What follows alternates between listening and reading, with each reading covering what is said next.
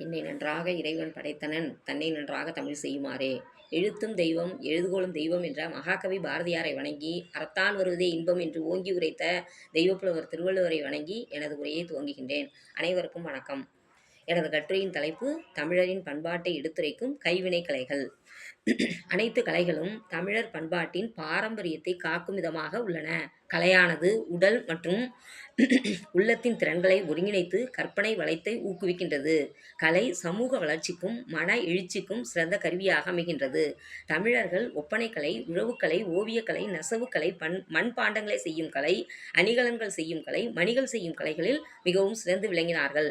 தமிழர்களின் பல்வேறு கலைகளும் நமது அடையாளங்களாக காணப்படுகின்றன.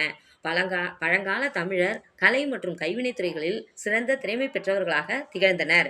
தமிழகத்தில் உற்பத்தி செய்யப்படும் மர வேலைப்பாடுகள், ஓலை பொருட்கள், பின்னல் பாய்கள், காகித பொம்மைகள், மர பொம்மைகள், மர சீப்புகள், தஞ்சாவூர் தட்டு போன்ற பல கைவினை கலைப்பொருட்களை கண்டு உலகம் முழுவதும் வியந்து பாராட்டுகின்றது.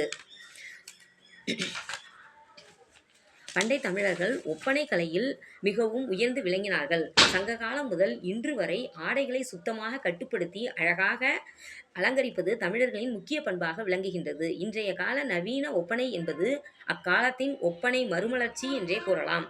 சங்க காலத்தில் இருபாலரும் சாதிலிங்கம், சந்தனம், சுண்ணப்படி ஆகியவற்றை தங்கள் உடலுக்கு நறுமணப் பொருட்களாக பயன்படுத்தினர். உடை, அணிகலன்கள், மலர்கள், வாசனை பொருட்கள் ஆகியவற்றை பயன்படுத்துவதை இலக்கியங்கள் வாயிலாக அறியும் பொழுது பண்டை தமிழர்கள் கலையில் தேர்ச்சி பெற்று விளங்கியதை உணர முடிகின்றது. ஓவியக்கலை. ஓவியம் என்பது ஒன்றனை போல் இன்னொன்று, அதாவது ஒவ்வுதல் என்னும் பொருளுடையதாகும். சங்க காலத்தில் ஓவிய கலைஞர்கள் கண்ணுள் வினைஞர் என்று அழைக்கப்பட்டனர். செம்பு இயன்றென்னை செஞ்சுவர் புனைந்து என்ற பாடல் அடிகளால் மதுரை மாநகர மக்கள் ஓவியக்கலைக்கு அளித்திருந்த முக்கியத்துவத்தை அறிய முடிகின்றது. சங்ககால மகளிர் தோளிலும் மார்புகளிலும் கொடி போன்ற ஓவியங்களை தீட்டிக் கொண்டனர்.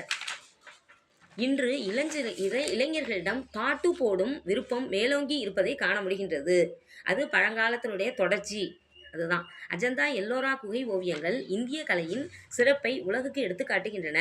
மதுரை மீனாட்சி அம்மன் கோவிலிலும் தஞ்சை பெருவுடையார் கோவிலிலும் உள்ள பழங்கால ஓவியங்கள் தமிழர்களின் கலை உணர்வை ஓங்கி உரைக்கின்றது. மண்பாண்டங்கள் தயாரிக்கும் கலை. பண்டை நாளில் மக்கள் உணவு சமைப்பதற்கு பயன்படுத்திய மண்ணால் செய்யப்பட்ட கலன்களை அடுகலன் என்றும், நீர் நிறைத்து வைப்பதற்கு பயன்படுத்திய மண்ணால் செய்த கலன்களை மட்கலன் என்றும், இறந்தவர்களின் உடலை புதைக்க பயன்படுத்திய மண்ணால் செய்யப்பட்டதை தாழி என்றும் அழைத்தனர். சங்க காலத்தில் மண்பாண்டங்கள் செய்பவரை களம் செய்கோ என்று அழைத்தனர். இதனை புறநானூற்று பாடல் 228 வாயிலாக அறிய முடிகின்றது. சங்க காலத்தில் தாங்கள் பயன்படுத்தும் பானைகளில் தங்கள் பெயர்களை எழுதியும் ஓவியங்களை வரைந்தும் பயன்படுத்தியுள்ளனர். இன்றும் பல பெண்களும் தங்களுடைய வீடுகளில் உள்ள பாத்திரங்களில் பெயர்களை பொறிக்கும் பழக்கம் அப்பொழுதிலிருந்தே இருந்துள்ளது என்பதை இதன் மூலமாக நம்மால் அறிய முடிகின்றது. இன்றும் மண்பானைகளில் கலரடித்து ஓவியங்கள் வரைந்து பயன்படுத்துவதை காண முடிகின்றது.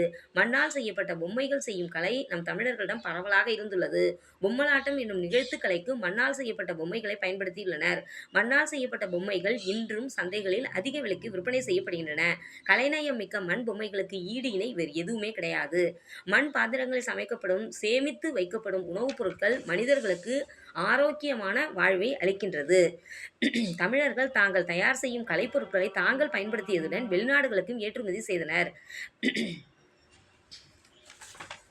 தமிழ் இலக்கியங்களும் திருக்கோவில்களும் அகழாய்வு கண்டுபிடிப்புகளும் தமிழர்கள் கலை ஆர்வம் மிக்கவர்கள் என்பதை பறைசாற்றி நிற்கின்றன. தமிழ்நாட்டின் சிற்பங்கள் உயிரோட்டம் உள்ளவையாக தமிழர்களின் கலையுணர்வையும் பண்பாட்டு அடையாளமாகவும் திகழ்கின்றன. இன்று அரசு விழாக்களிலும் கல்லூரி விழாக்களிலும் மற்றும் பல பொது விழாக்களிலும் தமிழர்களின் நிகழ்த்து கலைகள் மிகவும் சிறப்பாக நடத்தப்படுகின்றது. மேலை நாட்டு இசைக்கருவிகளும் மேலை நாட்டு நடனங்களும் மேலை நாட்டு பொருட்களும் நம் நாட்டில் வலம் வந்தாலும் தமிழர் கலைகளையும் தமிழர்களின் கலை பொருட்களையும் பின்னுக்கு தள்ள யாராலுமே இயலாது. உலோக செய்முறை என்பது ஆயுதங்கள், உபகரணங்கள், நகைகள் மற்றும் கருவிகளை உற்பத்தி செய்யும் தொழிலாகும்.